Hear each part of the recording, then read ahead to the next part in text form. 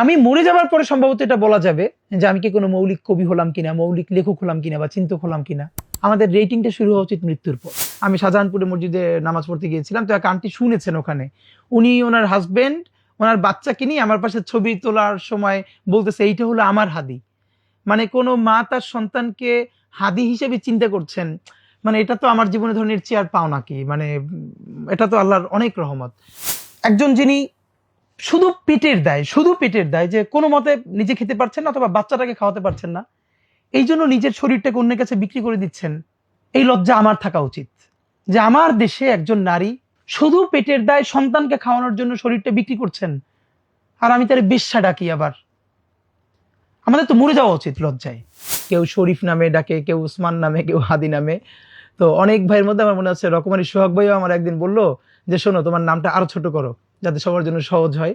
তো সবার সাথে বসে যে কি করা যায়, সব নামের প্রতি তোমার ভালোবাসা আছে, তারপরে এখন সংক্ষেপে শরীফ ওসমান বিন হাদির পরিবর্তে উসমান হাদি লিখি, যাতে সবাই করে একটু সহজ হয় সবার জন্য। আমার একটা খুব ইচ্ছা আছে, আমরা একটা বড় আকারে আর্কাইভ বা ওয়েবসাইট এরকম করতে চাই, যেখানে যে পলিটিক্যাল সায়েন্স নিয়ে পড়বে, বাংলাদেশের art, literature, cinema, even theatre, যে যে ব্যাপারে পড়বে সে কোন বইটা থেকে শুরু করবে, তারপর কোনটা, তারপর কোনটা, তারপর কোনটা, মানে তাকে একটা দুর্দান্ত এরকম দিক নির্দেশনা দেয়া থাকবে এবং এই পুরো জিনিসটা নিয়ে একটা বই হবে। এই সংগ্রামটা একটা স্বাধীনতার, ইনসাফের একটা সংগ্রামের লড়াই।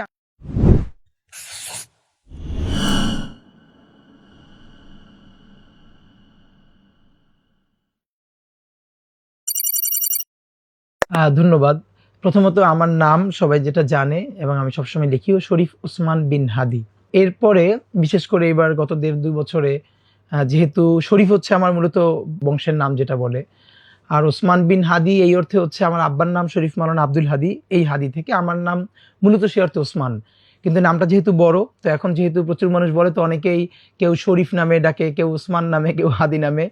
তো অনেক ভাইয়ের মধ্যে আমার মনে আছে রকমারি সোহাগ ভাইও আমার একদিন বললো যে শোনো, তোমার নামটা আরো ছোট করো যাতে সবার জন্য সহজ হয়। তো সবার সাথে বসে যে কি করা যায়, সব নামের প্রতি তোমার ভালোবাসা আছে, তারপরে এখন সংক্ষেপে শরীফ ওসমান বিন হাদির পরিবর্তে উসমান হাদি লিখি, যাতে সবাই করে একটু সহজ হয় সবার জন্য। আর লেখক হিসেবে আমার যেটা, সেটা হচ্ছে আমি সীমান্ত শরীফ নামে লিখতাম। এইটা হয়তো আমি আর একটু সামনে বলবো, সেটা হচ্ছে ছদ্মনামের প্রয়োজন হয়েছিল মূলত আমি আসলে লেখক হওয়ার তাড়নাটা আমার যতটুকুন ছিল তার থেকে বড় তাড়না ছিল যে আমি অন্যায়ের বিরুদ্ধে কিছু বলতে চাই, আর লেখাটা তার একটা মাধ্যম। তো আমি যে কবিতাটা লিখে আমার কাছে, এর আগে ফেসবুকে অনেক কবিতা লিখেছি, বিশেষ করে যেগুলোর মধ্যে বাংলাদেশে আধিপত্যবাদ বিরোধী লেখা, আগ্রাসনের বিরুদ্ধে। তো এরপরে একটা আমার মনে আছে, এই নামটা যখনই করি, সেটা হচ্ছে 2-3 বছর আগে একটা কবিতা লিখি রজস্রাবের রাষ্ট্র নামে। এই কবিতাটায় পুরো ফ্যাসিবাদ আমলে একদম পিলখানা, শাপলা গণহত্যা, তারপরে শাহবাগ, এর পরবর্তী পাচার থেকে শুরু করে যা কিছু আছে, এটা আমার মনে আছে যে গোলাপবাগে বিএনপির একটা বড় সমাবেশ হয়েছিল, মানে এটা এদিকে করতে দেওয়ার কথা ছিল, তারপরে অনুমতি দেয় না, অনেক নাটকীয়তার পরে সেই প্রোগ্রামটায় আমি আমার ওয়াইফকে নিয়ে একদম রামপুরা থেকে হেঁটে হেঁটে সে পর্যন্ত গিয়েছিলাম, বিকজ এর মধ্যে রিক্সা বা বারবার চেক করছিল, যেতে দিচ্ছিল না। তো ওখানে গিয়ে মানুষের যে ক্ষোভ, মানে কত দূর থেকে মানুষ এসেছে হেঁটে হেঁটে, তো ওটা আমাকে ভীষণভাবে তাড়িত করলো। এর আগে আমি তো বিভিন্ন গল্পে বলেছিও যে মানে আমি এই অ্যাক্টিভিজমের সাথে তো দীর্ঘদিন ধরে আছি। তো ওদিন রাত্রিরে ফিরে আমি একটা কবিতা লিখলাম রজস্রাবের রাষ্ট্র, এবং আমার মনে আছে ফাহাম আব্দুল সালাম ভাই, আমি ওনাদের সাথে ফেসবুকে কানেক্টেড ছিলাম, ওনাকে আমি কবিতাটা পাঠালাম। আরো বেশ কিছু গুরুত্বপূর্ণ অ্যাক্টিভিস্ট ওনারা দেখে খুবই অ্যাডমায়ার করলো, বিশেষ করে জনতার কবি আল রাহাত শান্তনু ভাই, যিনি জাতীয়তাবাদী একজন বড় অ্যাক্টিভিস্ট, গায়ক, অস্ট্রেলিয়ায় থাকতেন। উনি এই কবিতাটা আবৃত্তি করলেন। তো তখন উনিও বললেন যে এটা তো তোমার নামে দেয়া যাবে না, এটা খুবই ঝামেলা হবে, ভিন্ন একটা নাম লাগবে। তো তখন আমাকে উনিও বললো, 2-1টা নাম প্রস্তাব করলো, আমিও চিন্তা করলাম, আমাকে উনি পছন্দ করতেন খুব। তো সীমান্ত শরীফ নামে তখন লিখতে শুরু করি এই জন্য, এবং এইটা আজকে বলি, অনেকে বলেছে যে সীমান্ত শরীফটা কেন। আপনারা ইভেন আমার যে কবিতার বইটা লাভায় লাল শাক পুবের আকাশ, এইটাও যদি খুব ভালো করে কেউ পড়ে, শব্দ হিসেবেও সম্ভবত সীমান্ত শব্দটা বারবার আছে। মানে আমার সচেতনভাবে অবচেতনভাবে একটা যে স্বাধীন সার্বভৌম সীমান্ত, এইটা আমাকে ভীষণভাবে মানে আলোড়িত করে। তো এই যে সীমান্ত ক্ষয়ে যাচ্ছে, সীমান্ত দখল হয়ে যাচ্ছে, এই জায়গা থেকে আমি ওই সীমান্তটাকে নিয়ে যে সীমান্ত শরীফ হিসাবে লিখতাম। তো এরপর যখন জুলাই গণ অভ্যুত্থান হলো, এবং আমার মনে আছে যে সীমান্ত শরীফ নামে তখন আমার দেশ ইউকে থেকে ছাপা হয় অনলাইনে, সেখানেও আমার কয়েকটা কবিতা ছাপা হয়েছিল। এরপরে রাহাত শান্তনু ভাই, উনিও আমার এই সীমান্ত শরীফ নামে কবিতা আবৃত্তি করেছিলেন। তো এরপর তো মানে আর যেহেতু এখন সুযোগ এসেছে কথা বলার, তখন তো আর ছদ্মনামের দরকার হয় না, তখন আমি আমার নামেই লিখেছি আর কি। আর একটা ব্যাপার হলো, হ্যাঁ, আমার যখন বইটা বের হয়, বইটা বের হওয়ার সময়ও ওই নামটা যেহেতু আগে ক্যারি করে আসছিলাম, তখন নামটা আমরা একটা সাহস করে এক্সপোজ করি যে ঠিক আছে, যাক দেখি কি হয়। তো এখন যেহেতু সবাই এক নামে চেনে, সুতরাং এখন সবার ওসমান হাদি। আমার শক্তির জায়গাটা হলো একটু গুছিয়ে চিন্তা করতে পারা। মানে সবাই যখন চিন্তা করে, ওই আউট অফ দ্য বক্স একটু করে ভাবতে পারা, যে সবাই যেখানটায় হয়তো কেউ টাচই করছে না, লেস সিগনিফিকেন্ট মনে করছে, এটা নিয়ে ভাববার দরকার নাই, একদম খুবই মামুলি, খুবই তুচ্ছ ব্যাপারটাকেও একটু গুরুত্ব দিয়ে ভাবতে পারা, এটা আমার ভাবনার একটা শক্তির জায়গা হয়তো আমি বুঝি। দ্বিতীয় যে স্ট্রেংথটা ছিল সেটা হলো, মানে দেখেন না, আপনারা খেয়াল করবেন, আমি যা বলি এইটা না স্পেশাল কিছু না। এই যে মানুষ আমার বক্তব্য অনেকে ভালোবেসে শুনে, মনোযোগ দিয়ে শুনে, বা অনেক মানুষ দেখে, এটার মধ্যে আপনি প্রচুর একাডেমিক টেক্সট, প্রচুর রেফারেন্স, মানে প্রচুর উপাদান পাবেন না। তাহলে মানুষ দেখে কেন? এটা হলো আমার শক্তির জায়গাটা হলো আমার ছোটবেলা থেকে যে জনমানুষকে, একদম গণমানুষকে রিড করতে পারা। মানে আমার খুব কনসিয়াস একটা জায়গা ছিল যে মানুষ যা বলতে চায় সেইটাকে আরো সহজে কিভাবে বলতে চায়। আমার সারা জীবনের একটা যদি যুদ্ধ, সেটা হলো কত সহজ করে চিন্তা করা যায়, কত সহজ করে বলা যায়। তো সহজ করে চিন্তা করা, এইটা আব্বার কাছ থেকে, পুরো পরিবার কাছ থেকে আমরা ভীষণভাবে পেয়েছি। মানে পরীক্ষা একটা খারাপ করছি, তো এটা আব্বার বলতে হয়তো খারাপ লাগতেছে, তো আব্বা অন্য কারো কাছ থেকে শুনে এসে বলতেছে তো এটা কি হয়েছে। মানে যে সহজ করে কিছু না এটা। আর সহজ করে বলাটা, এটা সম্ভবত আল্লাহ আমার জন্য একটু সহজ করেছেন। রবীন্দ্রনাথের একটা কথা আমার জীবনে, এটা খুবই আমি অনেকবার বলেছি, যে সহজ করে বলতে আমায় কহজে, সহজ কথা যায় না বলা সহজে। তো আসলেই সহজ কথা সহজে বলা কঠিন। আমার মনে হয় যে আমি মানুষ যেভাবে বলতে চায়, বা সে কথাটা বলতে পারে না কিন্তু তার মনের মধ্যে আছে, ওইটা কোনো না কোনো ভাবে হয়তো আমি একটু বলে ফেলি বা বলে ফেলার চেষ্টা করি। এই জন্য মানুষ কানেক্ট করতে পারে আমাকে। তো আমার স্ট্রেংথের জায়গাটা আমি মনে করি যে একটু সহজ করে, সহজ মানুষের জন্য, আমজনতার জন্য করে বলতে পারা। আর লেখার ব্যাপারটা বলি, আমি কোনোদিন লেখক হইতে চাইনি। মানে বাধ্য হয়ে আমি একটুখানি লেখক হয়ে গেছিলাম। সেটা হচ্ছে ছোটবেলা থেকে যেহেতু আমি বিতর্ক করি, আবৃত্তি করি, হ্যাঁ রচনা প্রতিযোগিতায় ভালো করতাম, এর মানে আমার একটা জায়গা ছিল আমি বলতাম, ভালো বলতাম, সবাই শুনতো, মনোযোগ দিয়ে প্রশংসা করতো, ভালোবাসতো। একটা সময় এই বলাটা বন্ধ হয়ে গেছে ফেসিবাদের আমলে। এটা আমি বিভিন্ন গল্পতে বলেছি, ডিউডিএস এ যেতাম, সেখানে বিভিন্নভাবে মানে আমি কথা বলতে পারছিলাম না। এখন যে মানুষটা কথা বলতে চায়, কথা বলতে পারে, আপনি তাকে রুদ্ধ করে দিলেন। তো এরপর মানে আমার মনে আছে ছোটবেলা থেকে তো আমি কবিতা আবৃত্তি করতাম, যে যার ফলে অনেক বড় বড় কবিতা 8, 9, 10 বসে একদম মুখস্থ বলতে পারতাম। কিন্তু কবিতা লেখার তাড়না আমার ছিল না। আমার মনে আছে, আমার মনে 8 না 9 পড়ি, তখন একটা জাতীয় দৈনিক আমার একটা কবিতা বের হয়েছিল। কিন্তু আর লেখক না হওয়ার যে কারণটা, সেটা হলো আমি ভীষণ অলস। এই অর্থে মানে লিখতে হলে তো এটা লিখতে হয়, বলতে হলে আমি চিন্তা করলাম তারপরে। এবং আমি আজকে বলি আপনাকে, যেমন আমি সারা জীবনে যত বক্তৃতা করছি, আমার পরিবার, আমার বন্ধুরা সবাই জানে, আমি জীবনে স্ক্রিপ্ট লিখে নিতে পারি নাই। জাস্ট আমি চিন্তাটা করি, কিছু হয়তো পয়েন্ট নোট করে ফেলি যে এই পয়েন্ট কয়টা আমি বলতে চাই, কারণ এটা অলসতার কারণে, এটা ভালো কিছু না। আর লেখক হওয়া তো আরো বিরাট ব্যাপার, ওইটা বারবার লিখতে হবে পুরো জিনিসটা, এটা খুব অলসতার কাজ। আমার মনে হলো যখন কথা বলা বন্ধ হলো, কবি হিসেবে, মানে কবি পরে হওয়া, আমি নিজেকে এখনো কবি ওরকম দাবি করি না। মানে আমার কাছে মনে হয়েছে নজরুলের মতো কবিতা লিখতে না পারলে এর আগে কবি বলে লাভ নাই, কবিতা লেখার চেষ্টা করেও লাভ নাই। আমি আমার জীবনের একটা পর্যায়ে কবিতা লিখতে হয়েছে, কবিতার জন্য না, আমি কিছু বলতে চাইছিলাম, সে বলাগুলো আমি বলতে পারি নাই, তখন বলা বন্ধ হয়ে গেছিল, তখন আমি লিখতে শুরু করলাম। একটা আমার মনে আছে খুব, আমি এটা মনে হয় 2017-18 দিকে একটা কবিতা পোস্ট করেছিলাম, এবং এইটার কমেন্টে যারা বাংলাদেশের অনেক ভালো লেখক, চিন্তক, ওনারা আমাকে অনেকে ইনবক্স করলেন, কমেন্ট করলেন, এবং ওনারা অনেকে আমার এটা খুব ভালো লেগেছে, ওনারা অনেকে মনে করেছিলেন যে এইটা যে আল মাহমুদের কবিতা। এরপর শেষে এসে আমার নাম লিখেছি। তো এবং বেশ কিছু যারা ভালো চিন্তক, লেখক, ওনারা বললেন যে তুমি এটা লেখো। তো আমি যা বলতে চেয়েছি, বলাটা বন্ধ হওয়ার ফলে তারপরে লেখায় শিফট করেছি, যে তাহলে লিখি। এবং আমার অলমোস্ট আপনি সব কবিতা দেখবেন যে ওই, এটা আমাকে অনেকে বলো যে আমার লেখা মূলত বক্তৃতা প্রধান, মানে আমি যা বলতে চাই মূলত সেই আঙ্গিকেই আর কি লেখা। তো আমি মনে করি আমার যদি স্ট্রেংথ ধরা হয়, প্রথম স্ট্রেংথটা হলো একটু আউট অফ দ্য বক্স চিন্তা করতে পারা, দ্বিতীয়ত সহজ করে মানুষের জন্য বলতে চেষ্টা করা, আর তৃতীয়ত হলো ওই সহজ কথাগুলোকে কোনো না কোনো ভাবে লিখতে পারা। আপনাদের মাধ্যমে বলি যে গত, এমনিতেও তো অনলাইনে, তারপরে ধরেন মেসেঞ্জারে, ফেসবুকে, এসবের বাইরেও অন্তত গত 1 মাস ধরে তো আমরা একদম ফজর থেকে রাত্রি 10টা পর্যন্ত আমার ইলেকশন ক্যাম্পেইনের কারণে আমার প্রচুর হাঁটার চেষ্টা করছি, বিভিন্ন মানুষের সাথে মেশবার চেষ্টা করছি। আমার টিম যারা আছে ওরা জানে। মনে হয় যে এই কথাটা 1,00,000 বার শুনেছি, সেটা হলো তুমি কিন্তু এরকম থাকবা হাদি, তুমি কিন্তু একটু বদলাবা না, তোমার কিন্তু এরকম থাকতে হবে। মানে এইটা হলো আমার জীবনের এখন পর্যন্ত সবচেয়ে বেশি কথা, যে হাদি তুমি এরকম একটু বদলাবা না, তোমাকে এরকম থাকতে হবে। গতকালকে এক আন্টি, এই ভিডিওটা সামনে এসেছে, আপনারা দেখেছেন যে আমি শাহজাহানপুরে মসজিদে নামাজ পড়তে গিয়েছিলাম, তো এক আন্টি শুনেছেন ওখানে, উনি ওনার হাজবেন্ড ওনার বাচ্চাকে নিয়ে আমার পাশে ছবি তোলার সময় বলতেছে এইটা হলো আমার হাদি। মানে কোনো মা তার সন্তানকে হাদি হিসেবে চিন্তা করছেন, মানে এটা তো আমার জীবনে ধরনের চেয়ার পাও নাকি, মানে এটা তো আল্লাহর অনেক রহমত। তো আমার জন্য সবচেয়ে চ্যালেঞ্জিং ধরেন আজকের যে হাদি, মানুষের প্রচন্ড ভালোবাসার এইরকম, ধরেন আমি তো চেষ্টা করবই। তো আমি সবাইকে যেটা বলি, আপনাদের দায় হলো আমার জন্য প্রচন্ড দোয়া করা। আমি যত চেষ্টা করি, আল্লাহ যদি রহম না করেন তাহলে এরকম থাকা সম্ভব না।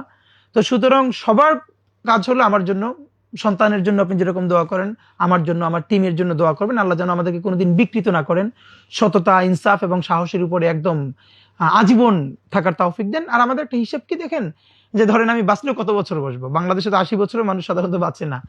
তো এই জীবনটা যদি ভালোবাসাময় হয়, মানে এর চেয়ে বড় অ্যাসেট আর কি।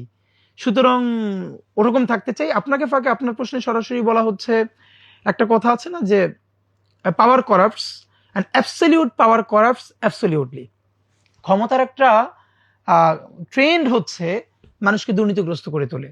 ধরেন এখন তো আমি পাওয়ারলেস মানুষ, আমার ক্ষমতা নাই, হ্যাঁ, সুতরাং আমার তো দুর্নীতি করবার বেশি স্কোপও নাই। এখন আমি ভালো অর্থেও ধরেন অনেস্ট, অথবা আমি সুযোগের অভাবেও অনেস্ট, দুটোই তো সত্য কথা। তা আমি যদি কখন এম্পাওয়ার্ড হই, আমার হাতে ক্ষমতা আসে, তখন যেহেতু ক্ষমতার একটাই হচ্ছে যে অ্যাবসলিউট পাওয়ার করাপ্টস অ্যাবসলিউটলি, মানুষকে দুর্নীতিগ্রস্ত করে তোলে।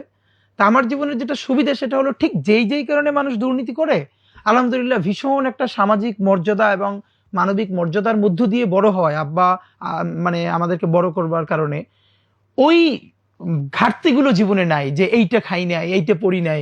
আল্লাহ আমাদেরকে ভীষণ সম্মানের সাথে, প্রচুর প্রপার্টি নাই আমাদের, কিন্তু আল্লাহ ভীষণ সম্মানের জীবন দান করছে আমাদেরকে। সুতরাং ওই বোধটা আমাদের নাই, চিন্তাও নাই। কিন্তু আমি সেদিনকে একটা প্রোগ্রামে বলেছি, আপনাদের মাধ্যমে বলতে চাই, অনেকে আমাদেরকে বলেন কি, আমাদের বাংলাদেশের মানুষের একটা সমস্যা, আমরা যাকে বিশ্বাস করি অন্ধভাবে বিশ্বাস করি। মানে সেটা আমার সন্তানকে, আমার বাবা মাকে, আমার স্ত্রীকে, সবাইকে। তো প্লিজ আমরা যেন কাউকে অন্ধভাবে বিশ্বাস না করি। একটা চোখ দিয়ে ভীষণ বিশ্বাস করব, আর একটা চোখ তাকে ভালো রাখার জন্যই আমি তার উপরে সন্দেহ জারি রাখবো, নট নেসেসারিলি এটা খারাপ অর্থে, তাকে শুধরানোর জন্য। তো আমি সেদিনকে, আমাকে অনেকে বলে যে দেখো আমি আমার নিজের চেয়ে তোমাকে বিশ্বাস করি, আমি বলি প্লিজ এটা করেন না। আপনি বরং একদিকে বিশ্বাস করতে থাকেন, আর একদিকে আমাকে প্রশ্ন জারি করতে থাকেন, যাতে আমি সেই উত্তর আপনাকে দেই, এবং আমি যেন বুঝি যে মানুষ আমাকে বিশ্বাস করছে, সাথে সাথে আমার প্রতি কিন্তু তার নজরদারিও আছে। আমি যেন কোনোদিন বিকৃত হতে চাইলেও হতে না পারি। আপনারা সবাই মিলে এই সহযোগিতাটা করবেন। তো আপনাদের মাধ্যমে সবার কাছে দোয়া আছে, আল্লাহ যেন আমাদেরকে আমৃত্যু সত্তা, ইনসাফ এবং হকের উপরে রাখেন। আমি জন্মগ্রহণ করেছি ঝালকাঠি জেলার নলছিটি উপজেলায়, শহরেই, একটা মফস্বল শহর। 1 থেকে 3 পর্যন্ত পড়েছি নলছিটি শহরের মাদ্রাসায়, আব্বাজা খানের ভাইস প্রিন্সিপাল ছিলেন। এরপরে বাংলাদেশের একটা বড় মাদ্রাসা, ঝালকাঠি এনএস কামিল মাদ্রাসা, সংক্ষেপে নেসারাবাদ মাদ্রাসা বলে, খুবই কালচারালি মানে একটা ভালো মাদ্রাসা বাংলাদেশের। তো ওখানে আমি পড়ি এবং হোস্টেলে থেকে পড়ি। আমার বড় 2 ভাই ওখানে তখন পড়তেন। এবং আমি বলতে পারি যে আমার যে আজকে যতটুকুন বোঝাপড়া, কালচারাল গ্রুমিং, পলিটিক্যাল গ্রুমিং যা বলেন, মানে প্রথমত পরিবারে এটার দুর্দান্ত একটা গ্রুমিং এর জায়গা ছিল, আর এটাকে বিকশিত হওয়ার জায়গা তৈরি করে দিয়েছিল আমার সেই প্রাণের ক্যাম্পাস ঝালকাঠিতে। এখন আর ওই অবস্থায় নাই ওই প্রতিষ্ঠান, কিন্তু অসাধারণ ছিল তখন, অসাধারণ। তো এই সুযোগটা পেয়েছিলাম। আর লেখালেখি বলতে ধরেন আমি যেটা করেছি, আমি ছোটবেলা থেকে, আমার মনে আছে 2-3 থেকেই প্রচুর সাংস্কৃতিক অনুষ্ঠানে অংশ নিতাম। এরপরে জাতীয় শিক্ষা সপ্তাহ, ইসলামিক ফাউন্ডেশন, শিক্ষা মন্ত্রণালয় থেকে বাংলাদেশে তখন প্রচুর সাংস্কৃতিক প্রতিযোগিতা হতো। প্রথমে যেমন কবিতা, বক্তৃতা, বিতর্ক, রচনা প্রতিযোগিতা, এগুলোতে প্রথমে উপজেলা পর্যায়ে, তারপরে জেলা, বিভাগ, ঢাকা পর্যন্ত আনা হতো। তা আমার মনে আছে আমি ছোটবেলা থেকে এরকম আমার উপজেলা, জেলা, বিভাগে ফার্স্ট হয়ে ঢাকা পর্যন্ত আমি অনেকগুলো প্রোগ্রাম এসেছি, কবিতায়, বক্তৃতায়, বিতর্কে। এবং আলহামদুলিল্লাহ আমি জাতীয় পর্যায়ে বেশ কয়েকবার প্রথম পুরস্কারও পেয়েছি বিভিন্ন ইসে। তো এই কারণে এই যে একটা জার্নি, আর আমার একটা সুবিধা ছিল, একে তো আমি মাদ্রাসার ছাত্র, সুতরাং এই জায়গাটা আমি জানতাম ইন্টার পর্যন্ত। আর আমি যাদের সাথে এসে প্রতিযোগিতায় কম্পিট করতাম, আমার মনে আছে ঢাকায় যখন আসতাম তখন তো আমার সাথে কম্পিট করতে কেউ ভিকারুন্নেসার, কেউ মতিঝিল আইডিয়ালের, ঢাকার অন্য কেউ রাজশাহীর। তো তাদের কাছ থেকেও তো আমি শিখবার চেষ্টা করতাম। তো আমার নিজের সীমানা পাড়িয়েও আমি অন্যের সাথে যে মিশতে পারতাম, এইটা আমার জন্য আলহামদুলিল্লাহ একটা বড় লার্নিং এর জায়গা ছিল। আর কিভাবে যেন আল্লাহ আমাকে একটা জিনিস দিছে, সেটা হলো আমি মানে আর্টিফিশিয়ালি না ন্যাচারালি মানুষের সাথে মিশতে পারি, এবং 5 মিনিট কারোর সাথে মিশলে সে আমার আপন মনে করতে পারে। এটা আর্টিফিশিয়ালি না, এটা আমার যার সাথে মিলে তারা মনে করে। তো এটা আমার জীবনে হেল্প করছে আমাকে গ্রো করতে। প্রথম কথা হলো সোশ্যাল মিডিয়ার ফিডব্যাক তো অফকোর্স গুরুত্বপূর্ণ। যেমন আমি যেটা একটু আগে বলেছি যে আমার যে একটা কবিতাটা যেটা দেখে যাদেরকে আমি খুব মনে করি, যারা ভালো ক্রিটিক করেন, ওনারা যখন বললো যে তোমার এই কবিতাটা বেশ সুন্দর হয়েছে, অফকোর্স এটা আমি ইন্সপায়ার্ড হয়েছে। এরকম আরো বেশ কিছু গুরুত্বপূর্ণ মানুষ ওনারা আমাকে টেক্সট করে বলেছেন যে তুমি লেখালেখি চালিয়ে যাও। এরপর তো অনেক ধরনের মন্তব্য আসে, কিন্তু আমার একটা হিসেব কি, আমি আবারও বলি যে আমি কোনোদিন লেখক হওয়ার জন্য লেখক হইতে চাই না, এখনো চাই না। আমার একটা আন্দোলন আছে, আমার একটা সংগ্রাম আছে। আমি মানে আমি বলতে যখনই আমি কথাটা আমি বলছি, এটা হলো আমি মানে আমার টিম, আমরা। তো আমার জায়গায়, এবং আজকে আপনারা দেখবেন যে আমার 2018 সনের 16 সনেরও ভিডিও আছে। আমার যেহেতু মূল ফেসবুক আইডিটা ডিসেবল করে দেওয়া হয়েছে ফ্যাসিস্টের লোকজনরা, তো সেখানে আমি 2012, 13, 14, 15, 16 কিভাবে কালচারাল অ্যাক্টিভিজম করছি এই যে ঢাকায়। আজকে আপনাদেরকে একটু জাস্ট বলি যে যখন আমরা কোনোভাবে পলিটিক্যাল ভয়েস তুলতে পারছিলাম না, তো একটা কনসাস লড়াই, যেখানে মুসলমানের কালচারকে তো বাংলাদেশে কালচারাল মাইনরিটি বানিয়ে ফেলা হয়েছে। মানে আপনি এখানে যতবার বলবেন 90% মুসলমান, আপনি রিড করবেন 90% উইথ 9% পাওয়ার। মানে বাংলাদেশের কোন এস্টাবলিশমেন্টে আপনারা কিন্তু মুসলিম আইডেন্টিটি ধারণ করে আপনি চলতে পারবেন না। তো এই বুঝটা বুঝবার কারণে আমরা যখন দেখলাম পলিটিক্যাল লড়াই খুব কঠিন হয়ে যাচ্ছে, ঢাকাতে 2022 সালে সর্বপ্রথম আমি এবং আমার বন্ধুরা ঈদের মিছিল শুরু করলাম চাঁদরাতে। আমার মনে আছে, কারণ আমরা ইতিহাস পড়তে গিয়ে দেখেছিলাম মুঘল আমলে আরো বিভিন্ন সময় চাঁদরাতে দারুণ মিছিল হতো, আনন্দ হতো। সব নাই হয়ে গেছে, সেগুলোকে কিভাবে নষ্ট করে দিয়ে, ধ্বংস করে দিয়ে অন্য অন্য জিনিস ঢুকানো হয়েছে। এবং আমরা যখন শৈশবে ছোট ছিলাম, মনে আছে চাঁদ দেখে আমরা মসজিদের সামনে থেকে বাচ্চারা মিছিল করতাম, অনেক আনন্দ হতো। এরপরে আমার মনে আছে যে আমরা রামপুরা মিরপুরে একই সাথে চাঁদরাতে ঈদের মিছিল একটা ইভেন্ট করলাম, এত দারুণ সাড়া পেলাম। ওই বছরে ঢাকার বাইরে আমাদের ওই ইভেন্টের 10টা জেলায় প্রোগ্রাম হলো। পরের বছর আরো বড় করে হলো, এবং এরপর তো 24 হওয়ার পরে আমরা শিল্পকলা একাডেমির সামনে করলাম। এর মানে এই যে কালচারাল বোঝাপড়াটা, যে এই যে বাংলাদেশ, বাঙালি, বাঙালি মুসলমান, তার এই জায়গাটাকে আবার একটা নতুন করে সামনে আনা দরকার, এই বোঝাপড়াটা একটু একটু আমাদের ছিল পাঠকদের। যেমন যেটা আমার আজকে আমি এই স্মৃতিটা আপনার সাথে বলতে চাই, যেমন আমার যে প্রথম কাব্যগ্রন্থ লাফায়েল আলশাক পুবের আকাশ, এটার উৎসর্গটা আব্বাকে নিয়ে করা। তা আমার মনে আছে যে আমার যখন আমি বইমেলায় ছিলাম, আমার প্রকাশনী থেকে এটা বেস্টসেলার হয়েছিল কবিতায়। তো একজন শুধু উৎসর্গটা দেখে বইটা কিনে নিয়েছিলেন, মানে উনি ভীষণ আপ্লুত হয়েছিলেন, এবং উনি রিলেট করতে পারতেছিলেন যে আমি আব্বাকে কোনোদিন বাবা বলি নাই, এর মানে বাবা বলা অপরাধ না। কিন্তু আমি আমার আব্বাকে আব্বা বলেই ডাকছি। আমি শিল্পে, সাহিত্যে, বক্তৃতা আব্বাকে আব্বা বলতে পারতে চাই। আমি যে আম্মা ডাকে, যেমন আমি আমার আম্মাকে আম্মা ডাকি না, মাই ডাকি, কিন্তু যে আম্মা ডাকে, এইখানে আজকে গল্পটা মনে পড়ে বড় হয়ে গেলেও, যেমন আমার যদি পুরো লার্নিং এর একটা জায়গায় থাকে যে আমি যা বলি এই ঘরের শব্দ, আমার একান্ত শব্দ, কিন্তু সোসাইটিতে, কালচারে খুবই তুচ্ছ, কিন্তু আমি আমার ওই শব্দকে দাঁড় করাতে পারতে চাই। সেটা কতদূর কবিতা হলো, সেটা কতদূর লিটারেচার হলো, আর্ট হলো, এটা নিয়ে আমার চিন্তা না, আমার হলো লড়াইটা। আল মাহমুদ উনি ওনার একটা স্মৃতি কথা মানে খুবই অনুপ্রাণিত করছে।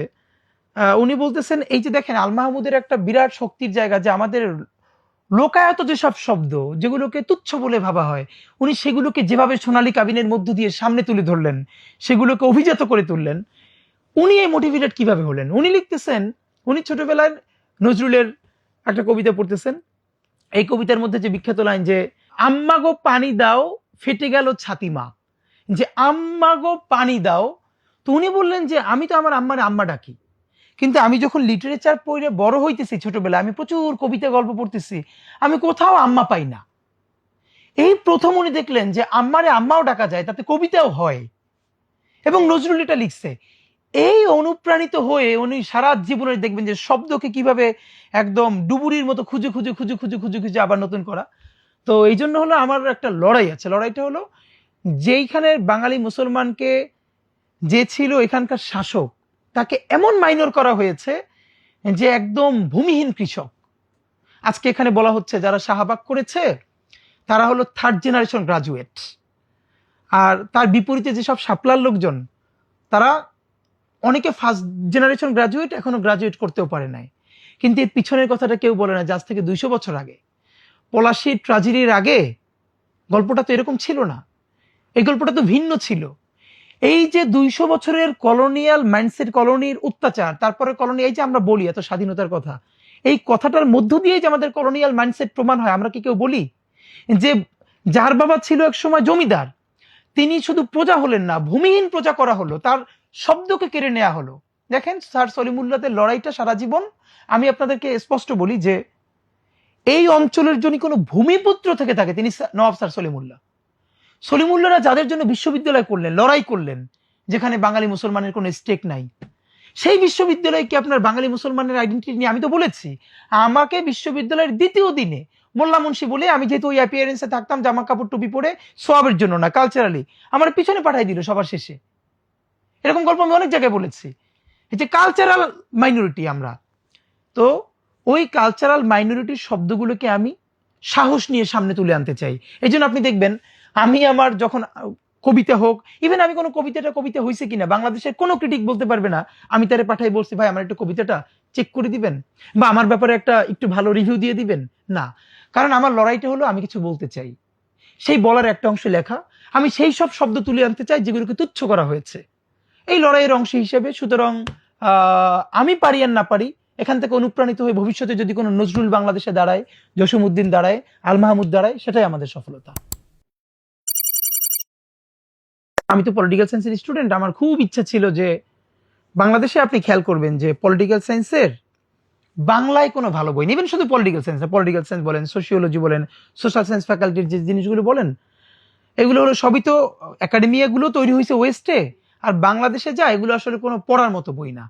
তো আমার একটা খুব ইচ্ছা ছিল যে যারা পলিটিক্যাল সায়েন্সের স্টুডেন্ট তাদের জন্য একটা সিরিজ আকারে আলাপগুলো সহজ করে। আমার জীবনের একটা ব্যাপার হলো আমি খুব অল্প পড়ি কিন্তু খুব গুছিয়ে পড়ি, মানে যত সহজ করে বলা যায়। আর আমি যেহেতু গত 10-15 বছর ধরেই শিক্ষকতা করি, মানে আমি নিজেও শিক্ষক পরিবার, আমার পরিবারের সবাই শিক্ষক, আমিও একদম ইন্টার ফার্স্ট ইয়ার থেকে প্রফেশনালি শিক্ষকতা করাই। তো আমি তো বুঝতে পারি যে কোন শব্দটা বললে কে কত সহজে নিতে পারে।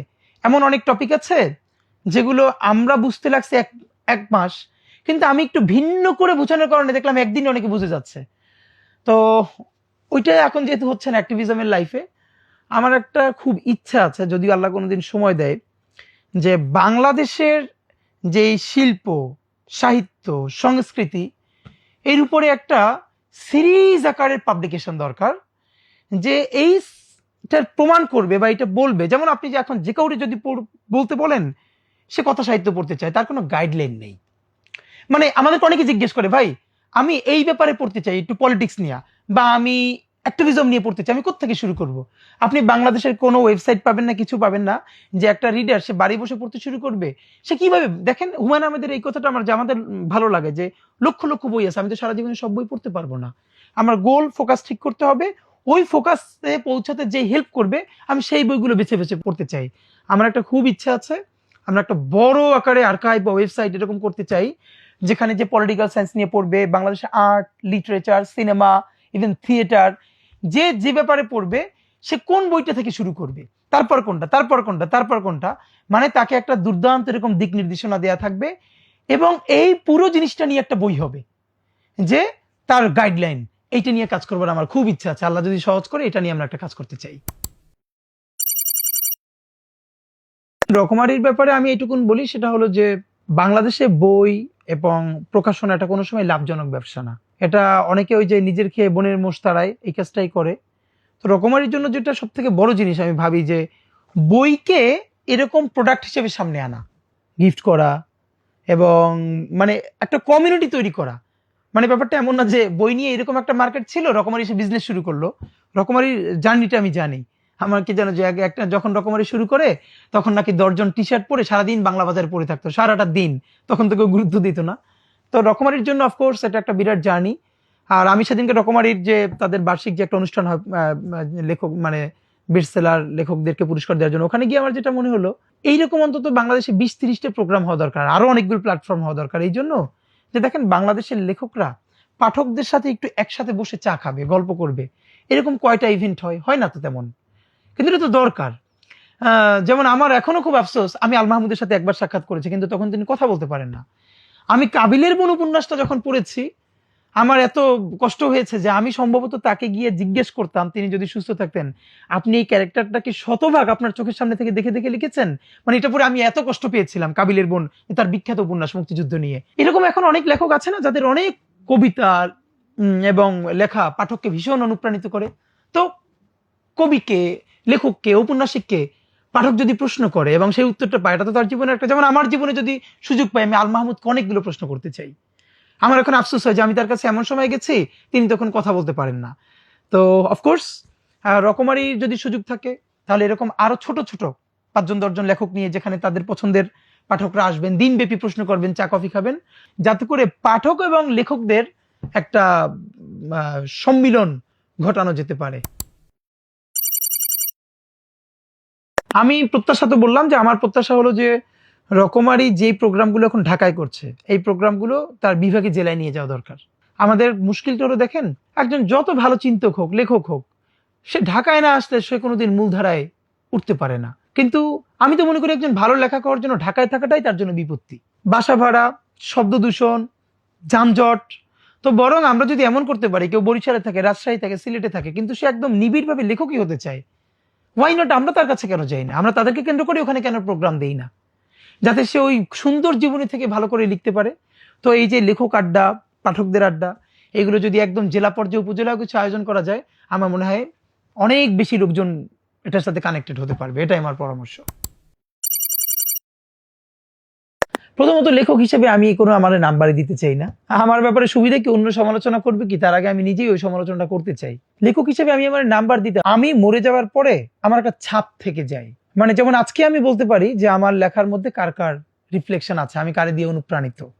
হ্যাঁ, কিন্তু আমি মরে যাওয়ার পরে সম্ভবত এটা বলা যাবে যে আমি কি কোনো মৌলিক কবি হলাম কিনা, মৌলিক লেখক হলাম কিনা, বা চিন্তক হলাম কিনা। তো এর আগে লেখক হিসেবে আমরা তো কত লেখক, এই হিসেবে আমি আমাকে কবি হিসেবে বলতে অত পছন্দ করি না। আমি কিছু বলতে চাই, সেটা কখনো কবিতায়, কখনো লেখায়, এরপর কি হবে জানি না। কিন্তু আমি মনে করি আমাদের রেটিংটা শুরু হওয়া উচিত মৃত্যুর পর। বাংলাদেশের একটা সমস্যা বলি, আমরা কে কত বড় লেখক এইটা আমরা নির্ধারণ করি কার রচনাবলীর সাইজ কত বড়। হ্যাঁ, আপনি ওয়েস্টেও খেয়াল করলে দেখবেন, যারা নোবেল পেয়ে গেছে, সারা জীবনে 3-4টা লিখছে, এর মধ্যে একটা নোবেল পেয়ে গেছে। আমাদের এখানে পৃষ্ঠায় মাপি, আমাদের পৃষ্ঠায় মাপাটা কমাইতে হবে। আমার মনে হয় লেখকের যখন প্রচন্ড তাড়না থাকে, তার প্রতি বছর অনেক বই বের করতে হবে, তখন তিনি যা করতে চান আসলে এটা করতে পারেন না।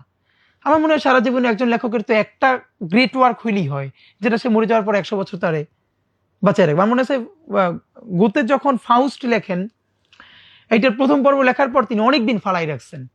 ওনার কাছে মনে হয়েছে এটা অখাদ্য, এটা কোনো লেখাই হয় নাই। অনেক পর উনি এরপর আবার লিখতে শুরু করছেন এবং এটা আজকে এপিক হয়ে গেছে। মজার ব্যাপার হলো, ফাউস্টের বাংলাদেশে সব থেকে ভালো অনুবাদটা করেছেন আহমদ ছফা। আহমদ ছফা অনুবাদটা করতে গিয়া সেটা অনেক দিন পর্যন্ত তার মনে হয়েছে এটা কোনো ভালো কাজ হইতেছে না, আমার তিনিও রেখে দিচ্ছেন। মানে আমাদের একটা সমস্যা যে আমরা খুব অল্পতে তুষ্ট হয়ে যাই, আত্মতুষ্টি। বরং আমি মনে করি একজন চিন্তক, লেখক, কবি হিসেবে আমাদের জন্য যেটা সব থেকে বেশি দরকার, ভীষণ অসন্তুষ্টি থাকা দরকার নিজের ব্যাপারে। মানে কোনো কিছুকেই যেন আমাকে শতভাগ আত্মতৃপ্ত করে ফেলতে না পারে। কারণ আমি যদি ভীষণ আত্মতৃপ্তিতে ভুগি, তাহলে তো আমার নতুন তাগাদা তৈরি হবে না, গরজ তৈরি হবে না। অনেকে বলে যে আমরা পাশের জনের সাথে কম্পিট করবো, আমি কম্পিট করব পরবর্তী 100 বছর পর যে আসবে, সে আমাকে, আমার কতটুকু ইম্প্যাক্ট তার মধ্যে গিয়ে পড়বে, এটাই। একজন মানুষের তো আসলে অনেকজন প্রিয় লেখক থাকে, প্রিয় চিন্তক থাকে, ওরকম নাম বললে তো অনেকজনের নাম হবে। কিন্তু আমি যদি কমপক্ষে 3 জনের নাম বলি, আমি মনে করি যে আমার চিন্তায় এবং লেখার মধ্যে তাদের ছাপ আছে, এবং এটাকে আমি কোনো লুকোতেও চাই না, এটা আমার জন্য সম্মানের মনে করি। অবশ্যই প্রথম হলো কাজী নজরুল ইসলাম। মানে আমার কেমনে কেমনে যেন ছোটবেলা থেকে যখন আমার বন্ধুরা গল্পের বই পড়ে, আমি জীবনে খুব কম গল্পের বই পড়ছি বেছে বেছে, আমি তখন কবিতা পড়তাম। এর একটা কারণও ছিল, আমি একটা কবিতার প্রোগ্রামে যখন মানে প্রতিযোগিতা অংশগ্রহণ করতে চাই, তখন 6-এ পড়ি মনে হয়। তখন একজন ম্যাডাম ছিলেন বিচারক, উনি আমাকে ডেকে বলছিলেন যে শোনো, যখন বাসায় পড়বা গল্পের বই কম পড়ে কবিতা পড়বা, শব্দ করে করে পড়বা, এটা আমার খুব কাজে লাগছে।